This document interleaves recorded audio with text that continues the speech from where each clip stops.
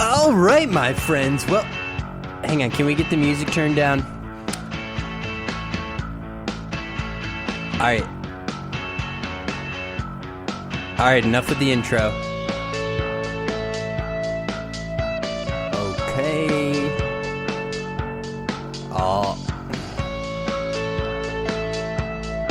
Come on, how do you... There we go. All right, my friends.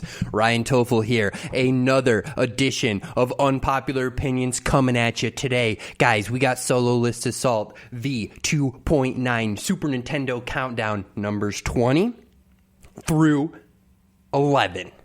Okay? And if that doesn't get you pumped, okay? If that doesn't rankle your chain, get your jimmies on fire... If you're not rock hard right now, then I'm going to have to ask you to leave, okay? Because I am, okay? And I'm rocking hard for the Super Nintendo, just like always, okay? I've never tried to hide it before. This is the greatest video game console of all time, and I'm here to tell you about it. But first, a word from our sponsor. And that sponsor could be you guys. If you're listening to this, we are actively searching out. Get at me on Twitter, at BeefStewHarp or at youmeandbtc.com if you're interested in being a sponsor of the show. But guys, let's just jump right into it, okay? This is episode number 30 of Unpopular Opinions, and let me just tell you a few other shows that have also done 30 or more episodes. Are you ready? The Sopranos, Friends, Seinfeld, Scrubs, Grey's Anatomy. Boom. There's 5 right there, okay? All of those things have done over 30 episodes. So I feel like joining that list is a huge step forward for Unpopular Opinions. You know, I'm not saying that we're better than Sopranos, we're better than Seinfeld. I don't know what other shows I said in there. What's his name out there? Howard Stern. He's probably done 30 episodes. You're telling me that I'm on the same track as Jerry Seinfeld, Howard Stern, and whatever Grey's Anatomy's first name is. I should know that. And everyone's going to be out there laughing like, oh, he doesn't know Dr. Gray's first name. But I can't remember, dude.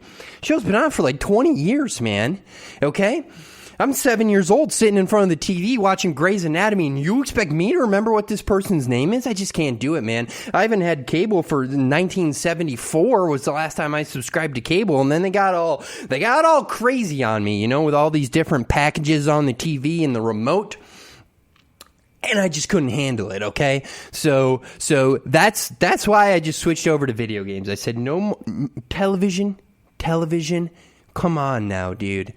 Don't be doing this. You try to go, dude. Oh my gosh.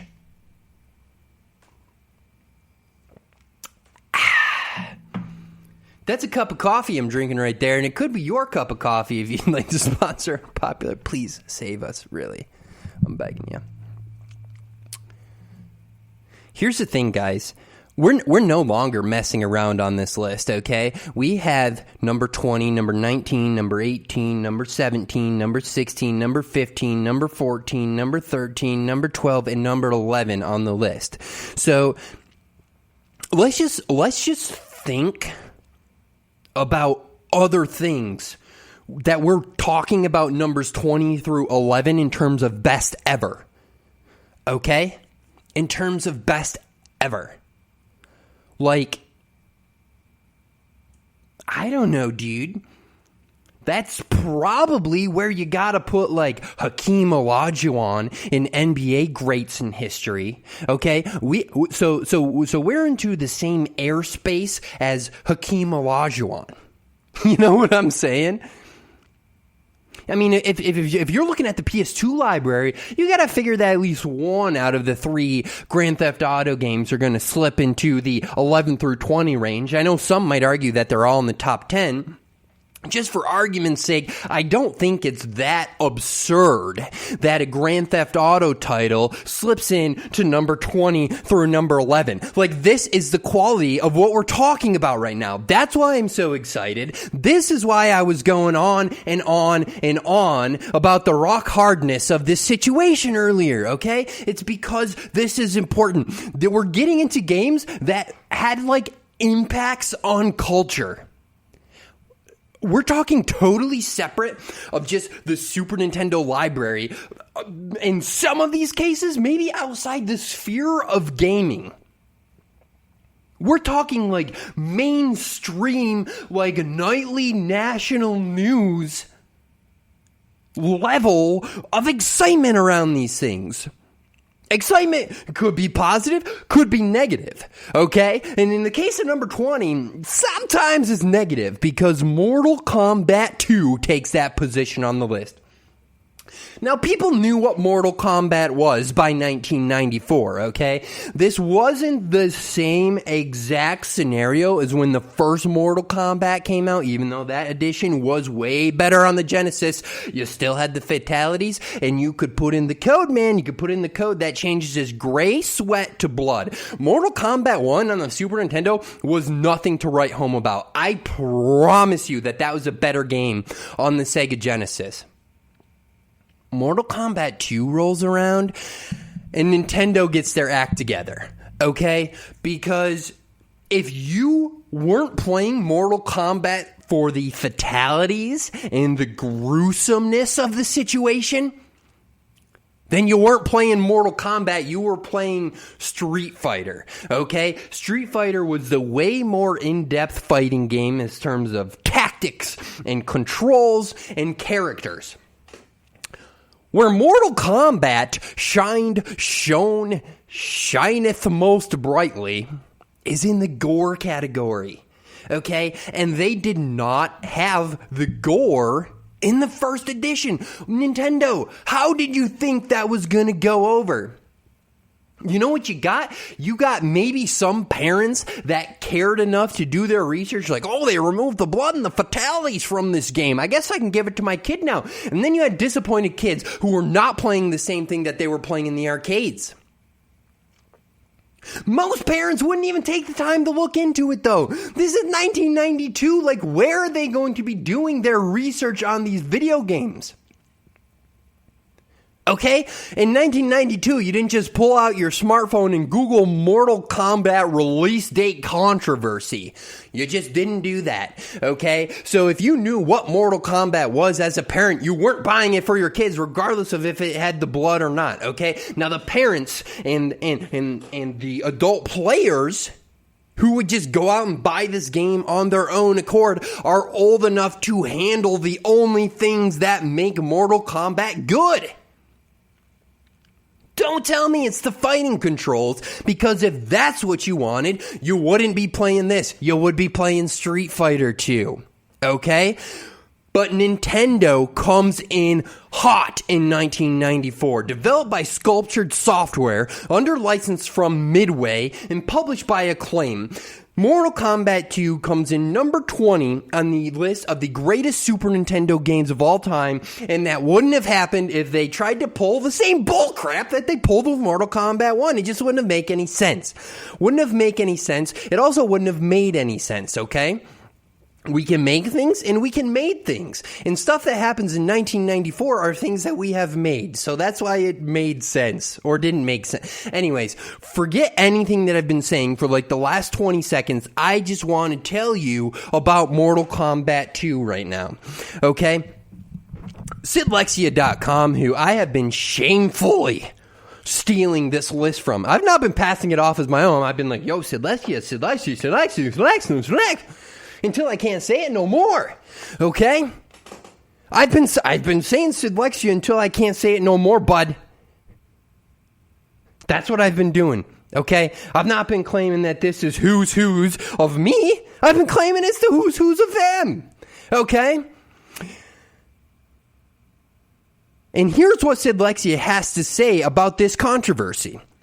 If you didn't live through it yourself, I'm sure you've at least heard the story of how Nintendo's forced a claim to butcher the original Mortal Kombat when they released it on the Super Nintendo Entertainment System. The blood was replaced with gray sweat and the fatalities were removed. Apparently, Nintendo thought that Mortal Kombat was a highly competent 2D fighter that would be fun to play with or without the graphic violence. Well, they were completely wrong. Mortal Kombat was all about the blood. Nintendo's stupid miscalculation further helped to reaffirm Sega's claims that the Genesis had attitude and that the Super Nintendo was for wussy little children. Okay? Sometimes it's really important to have what makes a game good in a port of that game. That's why Nintendo got it right in 1994. Okay? This is because the ESRB was established, the Entertainment Software Ratings Board. Now, instead of Nintendo having to police what's in their games, they can just put all sorts of mind-numbing nonsense into their games and let the Entertainment Software Ratings Board figure it out. So you end up with a high rating on the game, but with actually good content. Still, you're probably not getting many 6-year-olds to play this game because why is mom going to buy something with a teen rating on it for little Brewster, okay? I don't know who's ever named their kid Brewster in their entire life, but this mom in this hypothetical scenario has, okay? So if you can't handle that the kid's name is Brewster, then you're listening to the wrong podcast. And I've been saying this for quite some time, dude, that kids with the first name Brewster deserve a little bit of respect, okay? Because they've never gotten the respect that they deserve because there's named Brewster. And you're like, what kind of name is Brewster, man? That's not even a real first name. But now it is, okay? Now it is, and now this kid he's playing Mortal Kombat. Now the mom's not going to buy it for him, but the people who actually want this game now get to play a good version of it, and that's why Mortal Kombat 2 clocks in so much higher on this list, okay? All right. That's really all you got to say about that. The Entertainment Software Ratings Board that many game companies thought were going to censor them actually led to Nintendo putting out a better version of Mortal Kombat.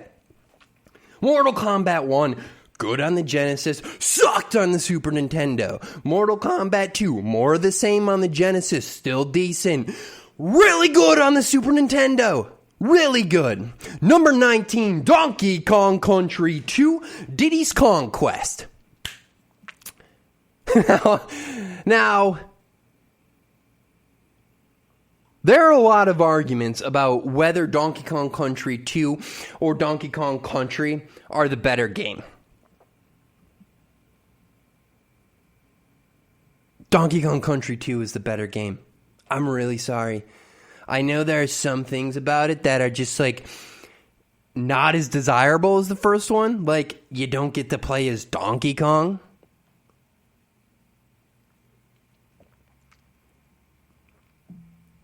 But everything else about this game is just more polished than what we saw in the first game. You now have tag team moves.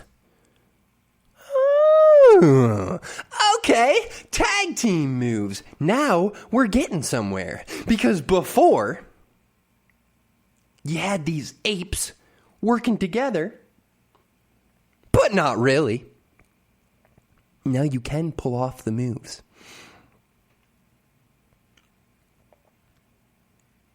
The Super Nintendo, it was getting on in age, okay? By the time this game came out, released in 1995.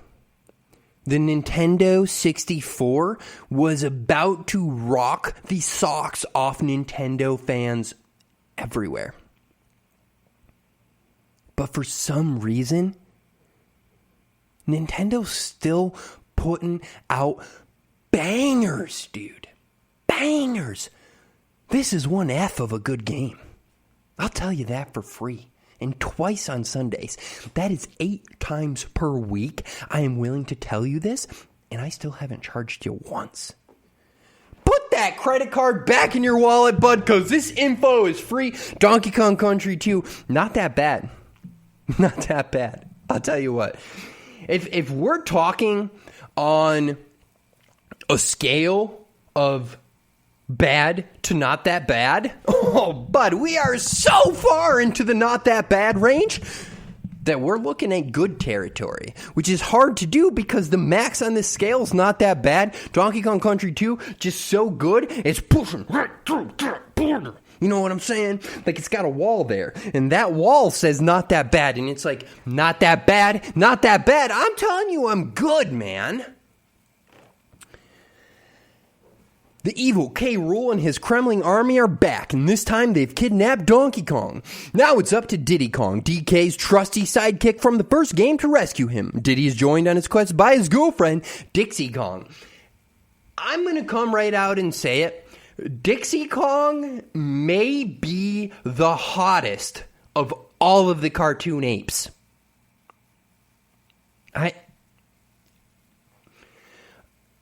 I'm trying to think about any other cartoon monkeys that are half as sexy as her. And maybe when I was going through that weird phase in college, I would have said, okay, dude, Curious George might be like a little hotter than Dixie Kong. As of right now, though, I'm saying Dixie, dude, if you're going to lock me in a room, okay, and I've got to repopulate the earth, and you're giving me the choice of being in that room with either Curious George or Dixie Kong of Donkey Kong Country 2, Diddy's Conquest, then it's not even close at this point in time. Hit the bricks, Curious George. Hit the bricks, dude. Let's see what the man in the yellow hat can do for you, because it ain't me, babe. It ain't me, Curious George. Now, the absolute nightmare in this scenario would be if somehow I ended up being the third wheel, because Curious George and Dixie are at least both apes, monkeys, whatever they are. Could be an orangutan, baboon, I don't know. That's the one advantage that Curious George has over me when trying to attract the affection of Dixie Kong. Otherwise, I bet you that I could beat Curious George in a fight. And anybody who doesn't think that I can beat Curious George in a fight, then you fight Curious George. You try to get by the man in the yellow hat. I mean, look, dude, if we're talking a tag team match and you give me Hulk Hogan, okay, and you give Curious George the man in the yellow hat, I think me and the Hulkster got a pretty good chance here, man. Okay? We got a pretty good chance. Because Hulk Hogan's going to come in with the leg drop and hopefully just snap that little monkey's neck. Do you know how much trouble Curious George has caused the man in the yellow hat? I'd almost feel bad coming off the top rope with the Randy Savage, oh, macho man, elbow slam on the man in the yellow hat, okay? He's had to put up with quite a bit of Curious George bullcrap, and honestly, I feel bad for him. Number 18, Super Mario Kart, released in 1992, developed by Nintendo and published by Nintendo.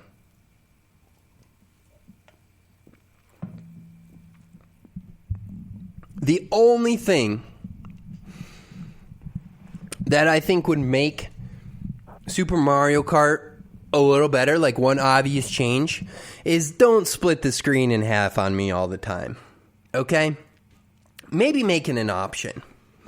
I'm sure that this is some sort of hardware limitation, and there's some sort of technical reason why they were never able to give the single player race a full screen experience, but I just don't like it. I love this game. Oh, I love this game. Have you ever moved from one area to the other? And when you move to this new area, Somebody walks up to you and they're like, hey, I've got this really good fried chicken spot. You want to try it out? And you're like, okay. And you go try it out, and this fried chicken is really good. That's like what Super Mario Kart was to me the first time that I played it. Somebody was like, hey, do you want to play Super Mario Kart? And it ended up being really good. And you know what I'm talking about out there. You know just that moment where you get the first bite of like some really good fried chicken at a restaurant your friend just recommended to you. Oh, that is the same feeling you're going to get when you fire up Super Mario Kart for the first time. Believe you me, listener.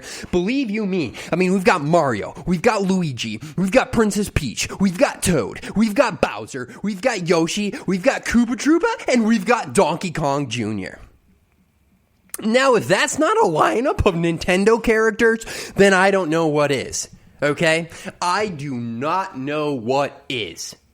Because if we're talking who is who of the Mario universe, then I think we've got things pert near covered there in terms of the 1992 roster. Now, poor Coop ended up getting the boot. The Coop got the boot. Okay? And in Mario Kart 64, Wario was introduced and took Koopa Troopa's spot. And I didn't like that one bit. Koopa Troopa was a Super Mario Kart staple. Now, Super Mario Kart hasn't aged as well as a bunch of other games, okay? It's not a 2D side-scroller that is going to hold up because they're still making 2D side-scrollers with the same type of pixel art in the year 2020.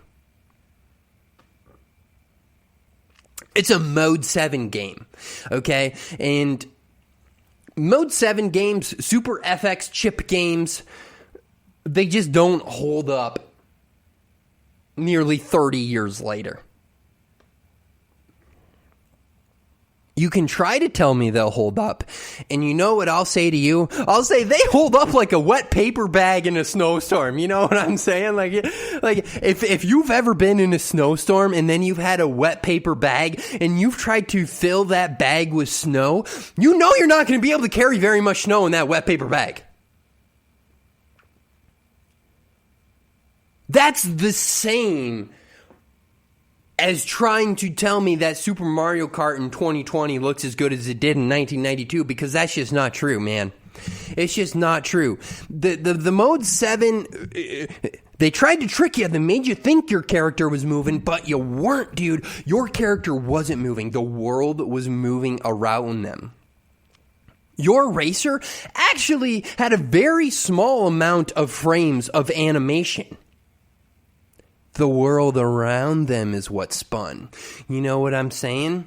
It's kind of like a metaphor for life, man. You think you're going out there and running your own life every day, but in reality, you're just kind of stationary, and it's the world that's going around, and you're still stuck in the same spot. You know what I'm saying? Like, you graduate college, and then you assume that 6 years later, you're going to have your life figured out and know what's going on, but really, you're just the same clueless guy working the same job 6 years later. And one day, you realize that you've woken up and the world is what has moved, and you are still in the exact same place.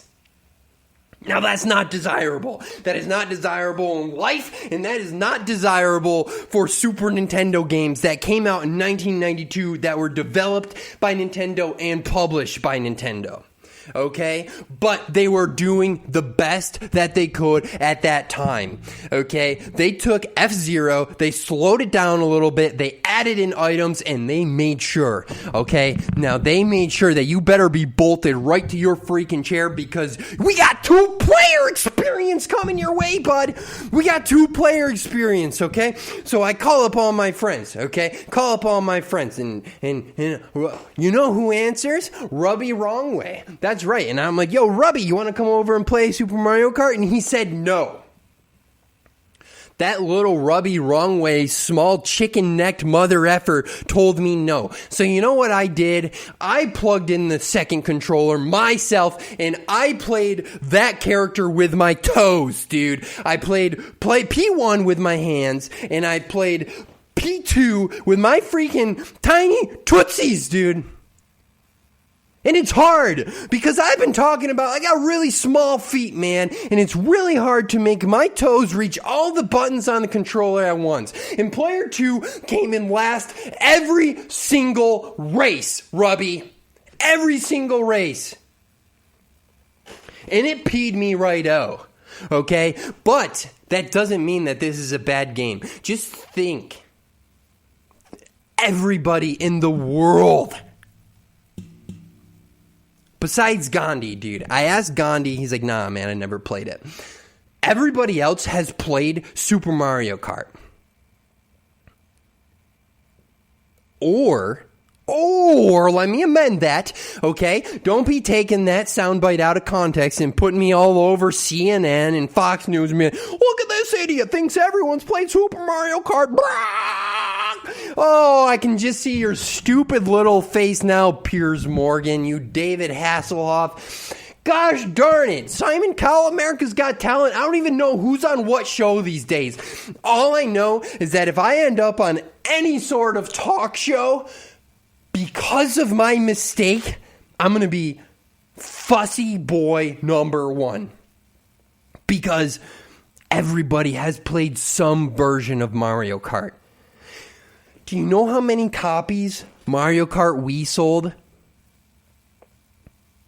800 billion. 800 billion copies. The Mario Kart franchise as a whole has sold over 4 zillion games. And you're going to tell me that 4 zillion happy customers are wrong? No, man. You, my friend, you are the one that's wrong. You're the one that listens to the Unpopular Opinions podcast and hears me point out the flaws of Super Mario Kart for 7 minutes and thinks that it's a bad game. Because it's not, dude. It is not a bad game. I'm just telling you about the little things that could have been better that maybe bumped this thing up from number 18 to number 2, number 3, number 5, number 4. Maybe even number 1. I mean, number 6 is an option, 7's an option, 8's an option, 9's an option, 10's an option.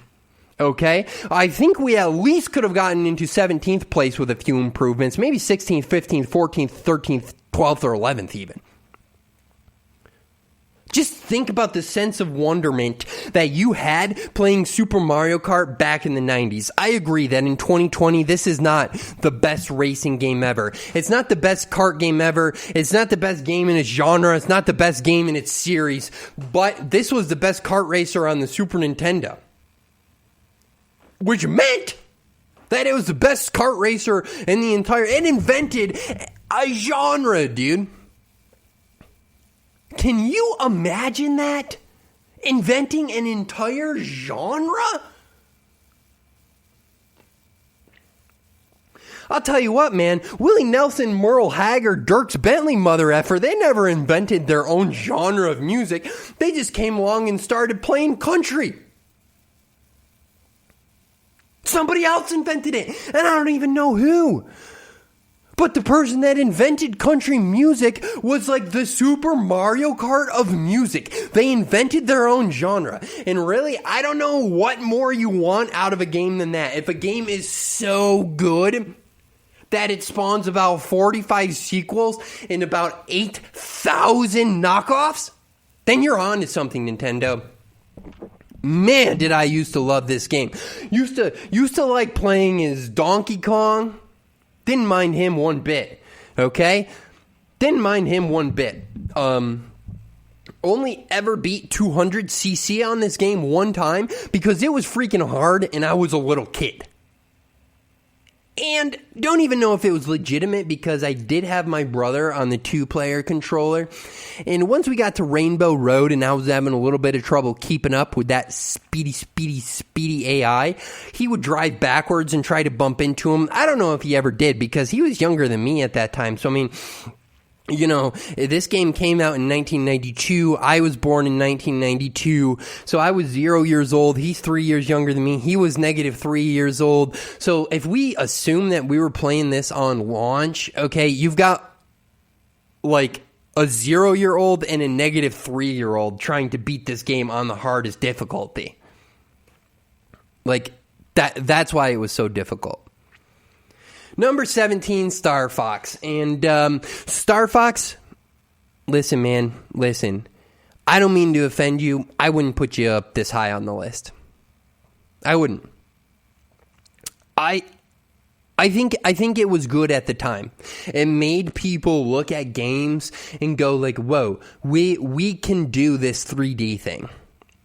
It really did open up a lot of possibilities, and did some things that people thought we might never see out of video games. Let me take a drink, dude. Listen, just give me like 5 seconds. Let me take a drink here.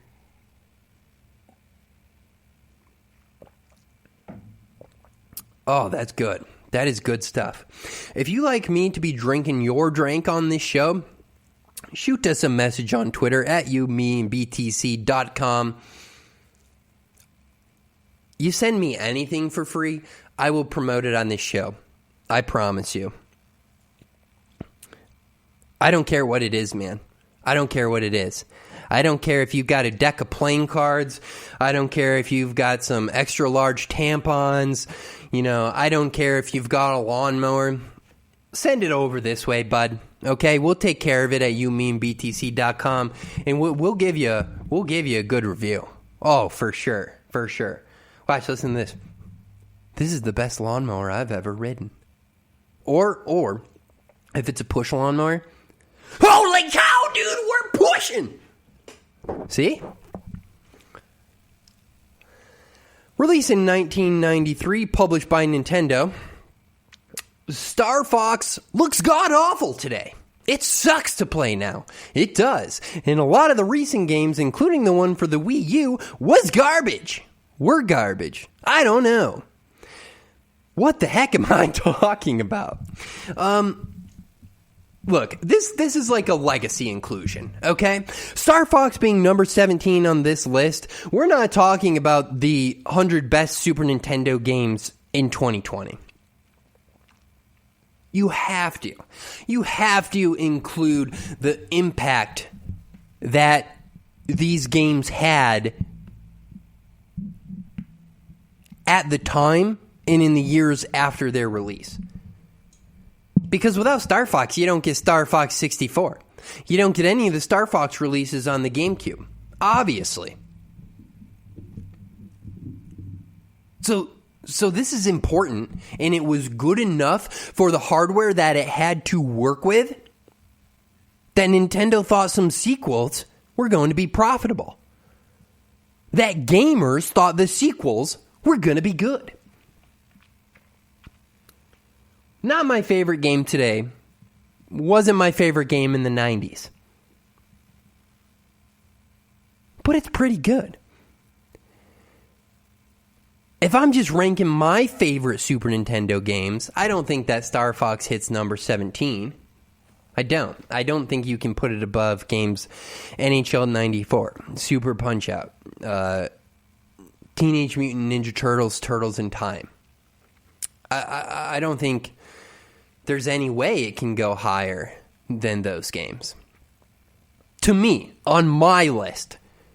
But this isn't mine. This is Sid Lexia's list. As I've said before, I'm just the guy who got in a chair and started to tell you about what they did wrong with their list. They also did a lot of things right. Number 16, Donkey Kong Country. Released in 1994, developed by Rare and published by Nintendo.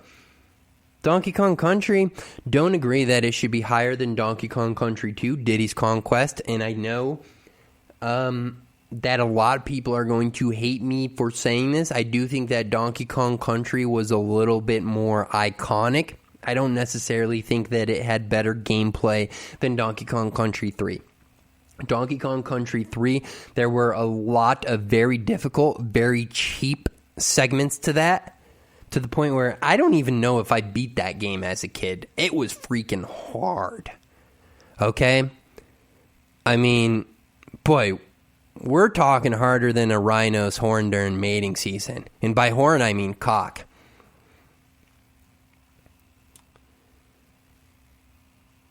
What I enjoy about Donkey Kong Country is the story. They didn't capture a person. They just stole Donkey Kong's bananas. One night, Donkey Kong decides to put his pal Diddy Kong in charge of guarding his banana stash. Unfortunately, the move happens to coincide with an assault on the stash, in which the evil K. Rool and his Kremling minions run off with all of Donkey Kong's yellow potassium-filled treats. When Donkey Kong returns the next morning, he finds his bananas are gone and that Diddy has been stuffed in a nearby barrel. DK doesn't take crap from anyone, especially not some random guy that wasn't even created by Nintendo, so he sets out to avenge and or retrieve his food supply. Oh yeah, and Diddy goes with him. Seems like you could have picked a little better monkey. You know what I'm saying, Donkey? Like, this guy just let all of your bananas get stolen, and you're like, oh, this is exactly the man that I need to help me retrieve my bananas. If it wasn't for Diddy, you wouldn't be retrieving your bananas in the first place, okay? Storyline flaw, game literally unplayable. Just kidding, number 16, best, Donkey Kong Country. This game's good.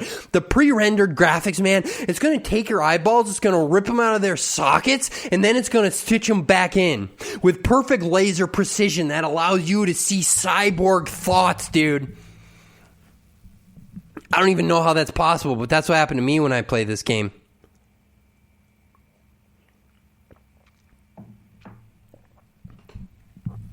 I mean, everyone knows about Donkey Kong Country. We're getting into games that have spawned about 45 sequels each at this point on the list. Like, what am I going to tell you about Donkey Kong Country that hasn't already been said? You know what Donkey Kong Country is. If you don't know who Donkey Kong is, then I guarantee you that you have not listened to 37 minutes of this nonsense. You know who Donkey Kong is.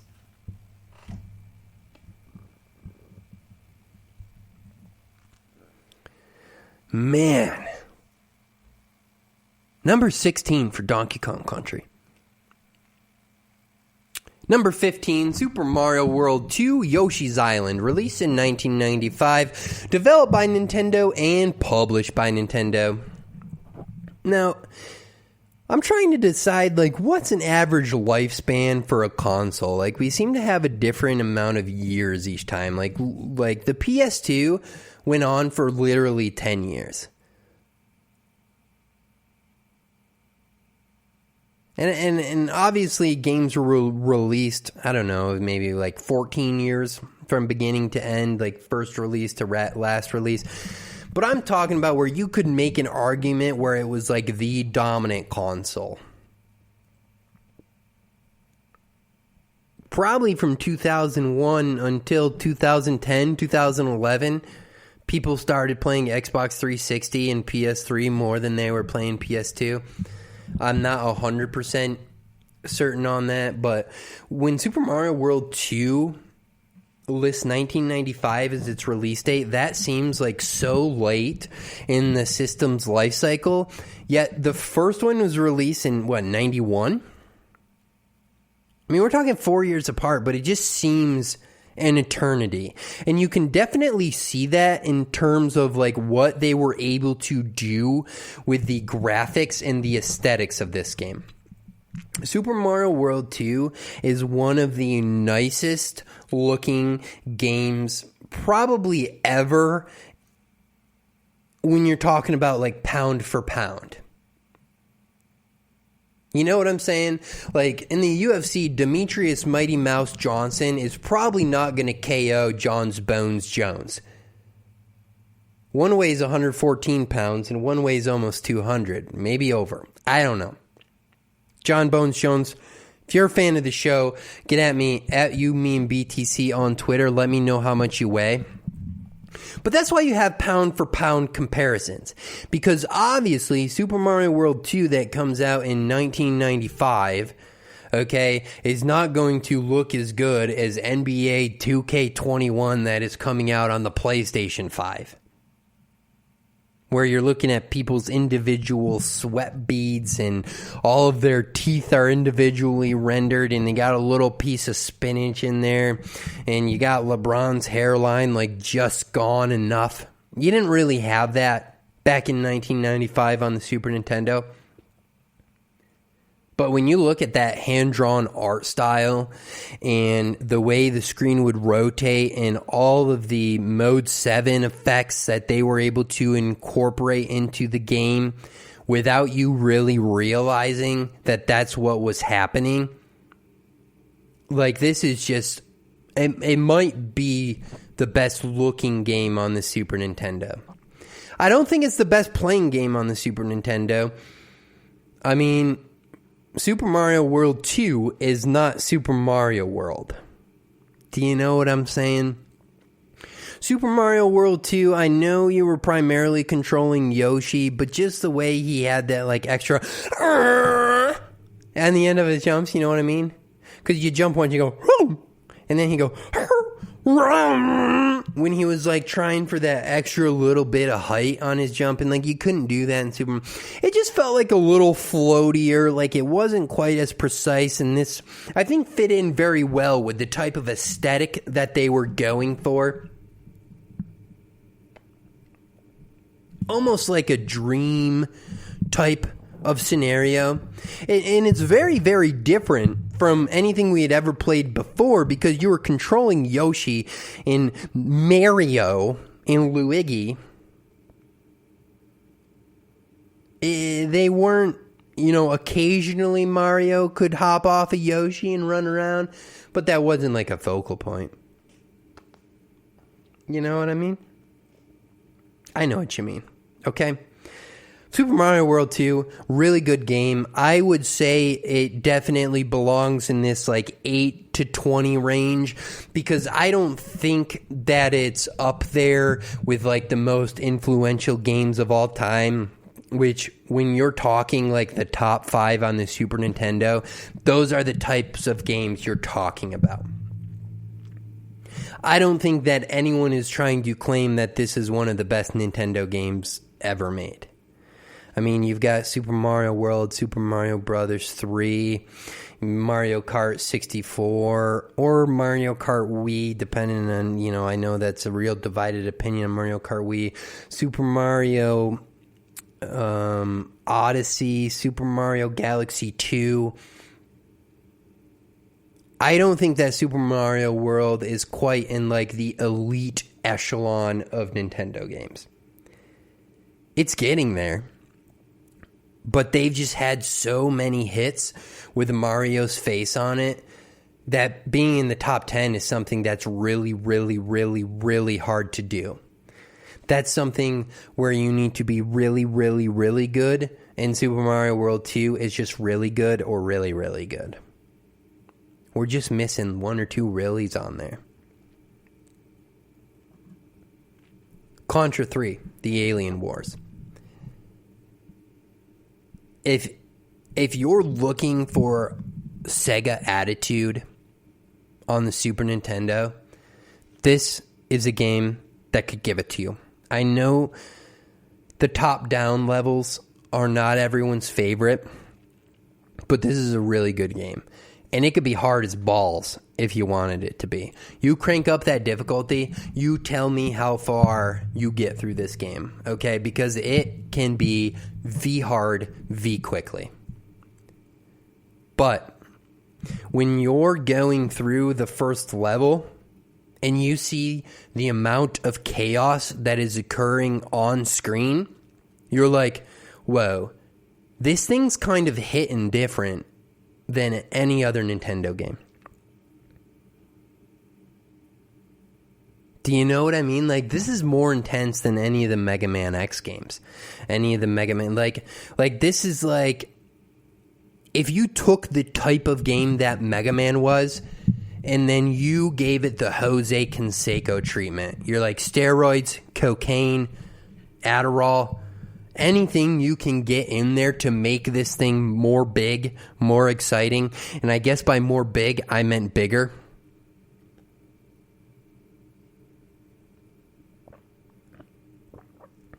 They gave it the Jose Canseco, dude. You went from Mark McGwire in the 80s to Mark McGwire bashing 74 home runs in 1998. Okay? Sorry, 70 home runs. When Barry Bonds broke his record, Barry Bonds smashed 74. Contra 3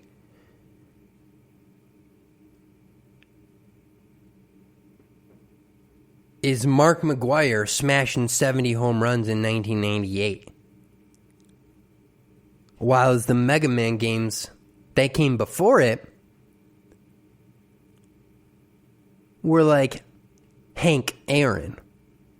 Consistency. Just steady. But then we came to 1998, and this roided out beefcake just starts blasting 500 run shots out of seemingly every ballpark he plays in. Okay? And that's the kind of excitement that Contra 3 is dishing out every step of the way. Just play the first level for me. Just go turn Contra 3 on. Play the first level for me. Okay? Blow up that first boss. And tell me that that isn't just a needle full of adrenaline straight to your ball sack. Okay? I mean, we're just talking go big or go home. And Contra 3 does not go home. Number 13, ActRaiser. Released in 1991, developed by Quintet, published by Enix.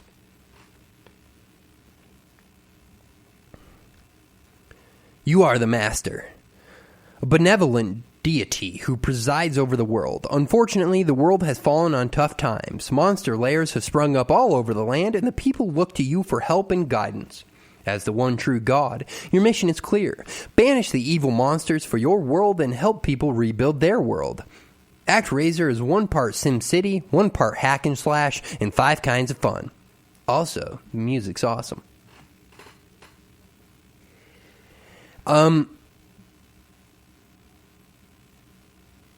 It's a 1991 release, so I don't think that you're going to get the depth coupled with the graphics that you were getting toward the end of the Super Nintendo life cycle.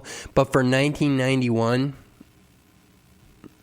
when you consider the time frame that it was released, I don't have any problem with Sidlexia putting ActRaiser at number 13.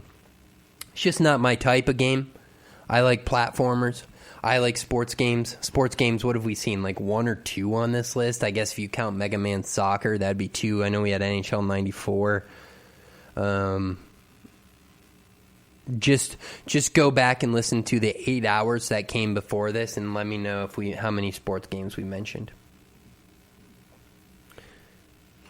Secret of Mana, released in 1993, developed by Square, published by Square. Good enough game where Nintendo puts it on the SNES Classic. I don't know what else you want me to say about it. When Nintendo is proud enough of this game to include it as one of the 20 most influential titles of the Super Nintendo, they're putting the very best of the best out there for you to buy in 2018 or whatever year they put that thing out, and they're putting this game on there. It lets you know that Nintendo thinks very highly of it. And if you think that you know more about Super Nintendo games than Nintendo does, get out of town! Unless you're Shigeru Miyamoto, I don't know if that's what you're... No. Okay? Because you can't go take a nice one. You can't go all over the place, man. Oh, forget about it, dude. An action RPG, man. Action RPG. Do you like action? Do you like RPG? This is your game, dude. This is your game.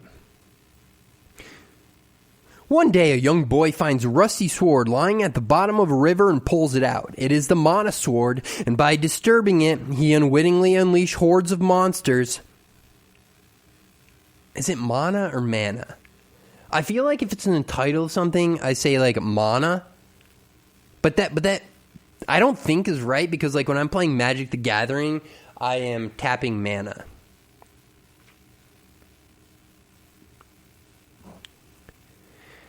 He unleashed hordes of monsters. Now, to set things right, he must find mana seeds.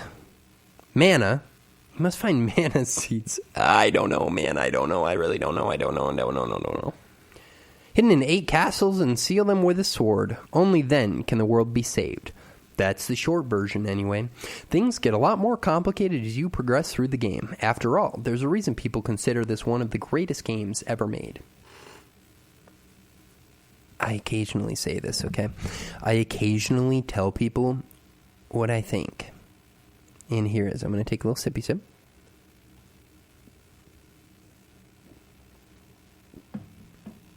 You want to know what I think?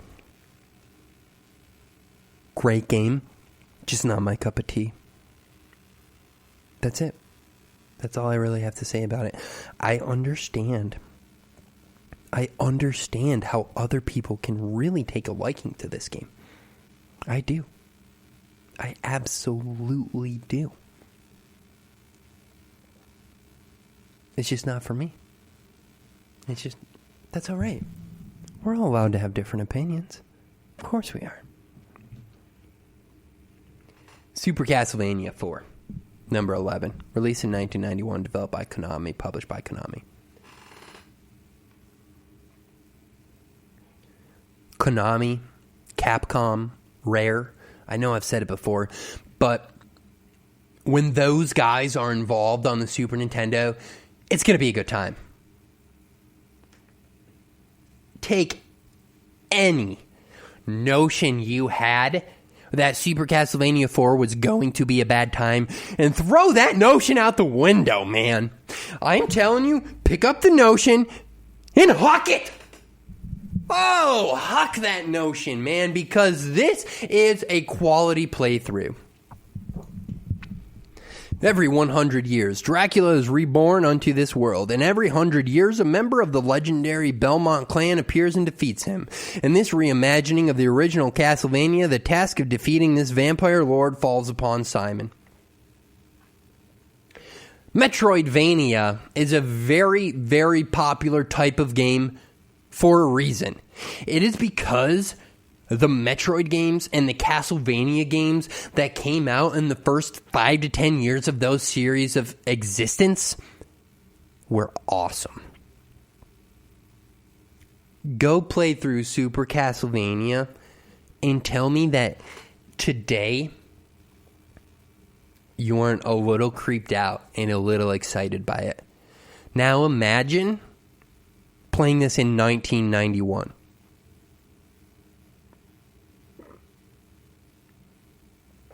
Okay? 1991. Like, that is what is mind-boggling about the Super Nintendo.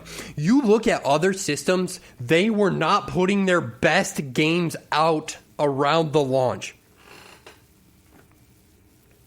Go on. What is the best game of the PS3, Xbox 360 generation? Yeah. It's GTA 5. That was at the very, very, very, very, very, very, very, very end. Okay? It was. It was right before the release of the PS4. Okay? When did GTA 5 come out? 2013. When did the PS4 come out? Pretty sure that was also 2013. I'm pretty sure, man.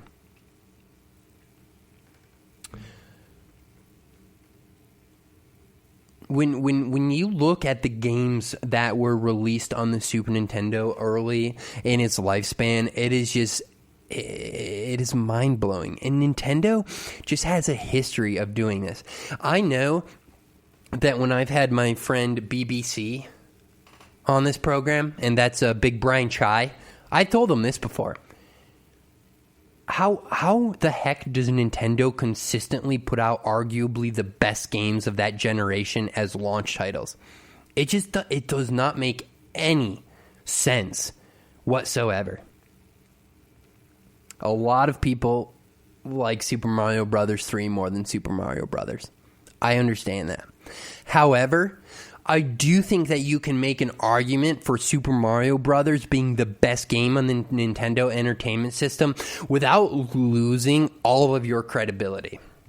I am 110% positive that you can make that argument for Mario 64 on the N64. And I'm even more positive that Super Mario World, a launch game on the Super Nintendo, was the best game on that system. These are launch titles. And I'm not even talking like, oh, it came out early in the system's life cycle. Like, no. These games were done being developed before one person had ever played them. And they go on to be 3 of the most influential games of all time. I'm telling you, man, go find someone who's 40 and be like, what game got you hooked? They're like, oh, Super Mario Brothers. Go ask somebody who's 30 to 35. What was like the first game that like you knew video games were just awesome? Oh, Super Mario World. Okay, now talk to somebody 25 through 30. Was their first system N64? Nintendo 64? Then let me tell you what their favorite game on that system was. Mario 64, man. That's a launch title. Okay? We're talking 10, 9, 8, 7, 6, 5, 4, 3, 2, 1, blast off, dude. That is the kind of launch I'm talking about. And that is what Nintendo consistently gave people, dude. Oh, and we just see more of that action early in the system's lifespan in 1991 with Super Castlevania 4.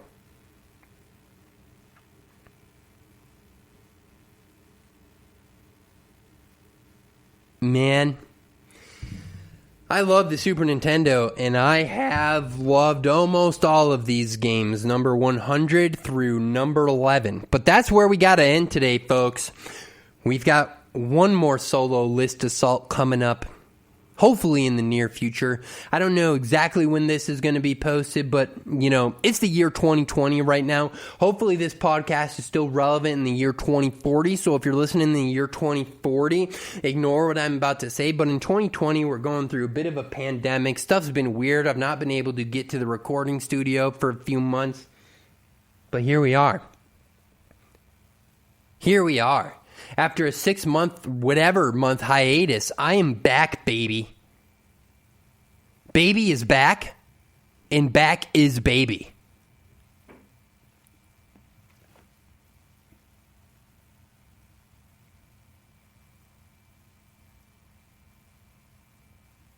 So, numbers 10, 9, 8, 7, 6, 5, 4, 3, 2, and 1. Coming up next time, guys. And I really hope that you enjoyed today's show. I hope you've enjoyed the 8 solo List Assault Super Nintendo episodes that I've done before this. I hope that numbers 20 through number 11 really tickled your fancy. I hope that, you can show some form of support for us. We'd really appreciate it here at the YouMeAndBTC.com network.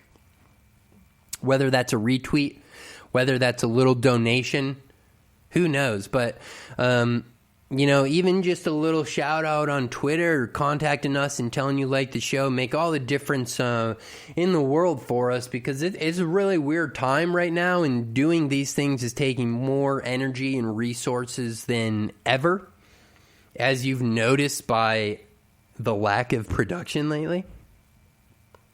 So the more feedback, the more response, the more interaction we get with fans of this show, the more it motivates us to keep doing these things. Guys, I'm not going to lie to you. I'm not here getting rich yet. Maybe someday. Maybe if you're listening in 2040, I'm sitting on a big pile of gold swimming through it like I'm Mother effing Scrooge McDuck. But as of right now, not happened yet, so we'll take any form of support we can get. I'm talking retweet, I'm talking shout out, I'm talking about get a hold of us. Maybe we'll work out a little sponsorship deal. Maybe you sell something, you want to get a few referrals on this show. That's fine with me, guys. What's also fine with me is ending the show right now.